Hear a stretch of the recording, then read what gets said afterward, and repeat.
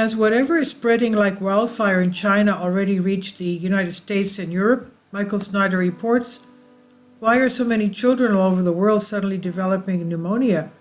For the moment, health authorities are telling us that there is no reason to be alarmed. They're telling us that all of these cases of pneumonia are being caused by the flu, RSV, and other common respiratory diseases. Hopefully that is the truth. But to many of us, it certainly appears that something very unusual is going on.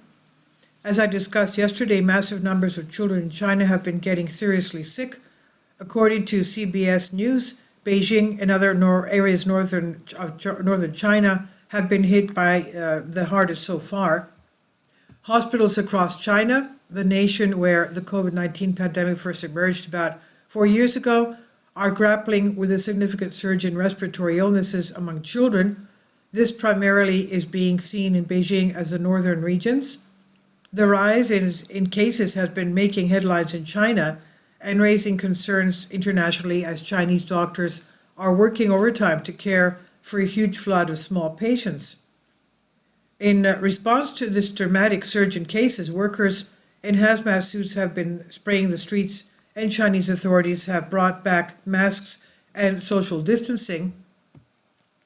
China has brought back masks and social distancing in a chilling echo of lockdown as they battle a mystery pneumonia outbreak for years from COVID.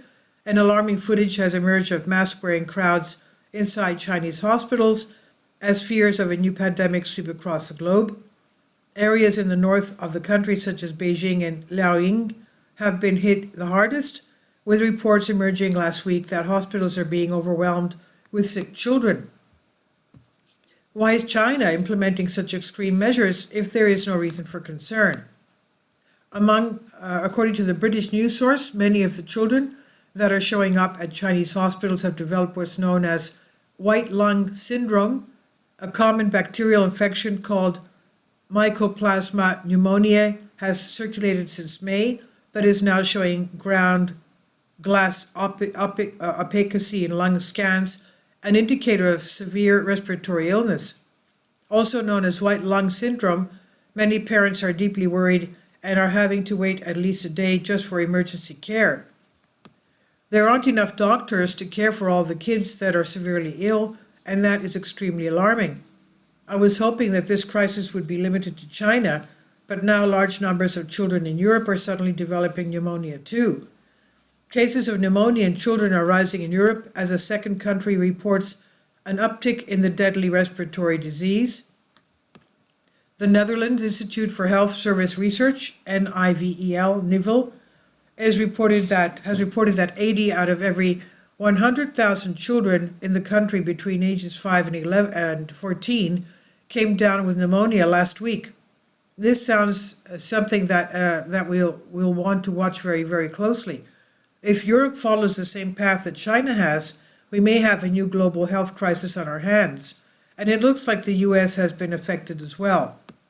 According to Fox News, hospitals in the DC area are also seeing an uptick in sick visits from patients that have developed respiratory conditions.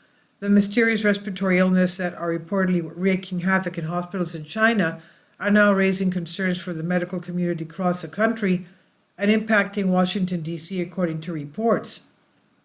Fox 5 DC has learned that hospitals, emergency rooms, urgent care locations, and clinics are reportedly seeing an uptick in sick visits.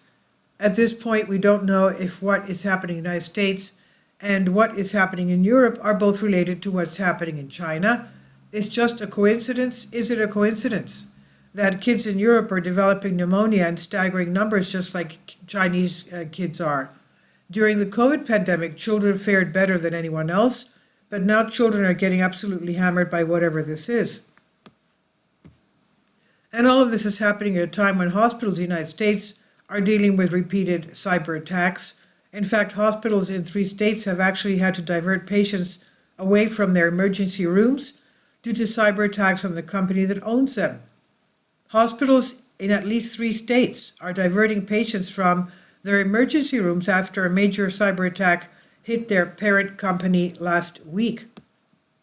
Ardent Health Services, which oversees 30 hospitals across the U.S., said Monday that it had been the victim of a severe ransomware attack in Oklahoma, New Mexico, and Texas, forcing it to take action. In an abundance of caution, our facilities are rescheduling some non-emergent elective procedures and diverting some emergency room patients to other area hospitals until systems are back online, the company said in a news release. There have been so many cyber attacks in the news lately. Personally, I think that organizations in the Middle East are probably behind many of them, but of course I cannot prove that. Let's just hope that our systems can weather these cyber attacks, because I have a feeling that our hospitals are going to be very busy this winter. Hopefully this current outbreak will fade away quickly, but even if it does, it's just a matter of time before more great pestilences absolutely ravage our planet. We've reached a point where even college students can easily create extremely deadly hybrid diseases in a laboratory setting. But once a mistake happens and a bug gets loose, we are not able to control what happens. Tremendous plagues are still going to kill millions on people in the years ahead, and what we have been through so far is just the beginning. This is by Michael Snyder, and he says about the author, "My name is Michael, and my brand new book entitled Chaos is now available in paperback and for Kindle on Amazon. In addition to my new book, I've written 7 other books that are available on Amazon, including 7-Year Apocalypse, Lost Prophecies of the Future of America, The Beginning of the End, and Living a Life That Really Matters, commissions earned. When you purchase any of these books, you help to support the work that I'm doing. And one way that you can really help is by sending copies as gifts to family and friends. Time is short, and I need help getting these warnings into the hands of as many people as possible. I've also started a brand new Substack newsletter, and I encourage you to subscribe so you won't miss any of my articles. I've published thousands of articles on the Economic Collapse blog, End of the American Dream, and the most important news. And the articles that I publish on those sites are republished on dozens of other prominent websites all over the globe. I always freely and happily allow others to republish my articles on their own websites, but I also ask that they include this about the author section with each article. The material contained in this article is for general information purposes only, and readers should consult licensed professionals before making legal, business, or financial or health decisions. I encourage you to follow me on social media, Facebook and Twitter, and any way that you can share these articles with others is definitely great help. These are such troubled times, and people need hope. John 3:16 tells us about the hope that God has given us through Jesus Christ. For God so loved the world that he gave his only begotten Son, that whosoever believeth in him should not perish but have everlasting life. If you have not already done so, I strongly urge that you invite Jesus Christ to be your Lord and Savior today. This is by Michael Snyder on End of the American Dream. Please leave your comments, and thank you for your support. Support my Patreon account.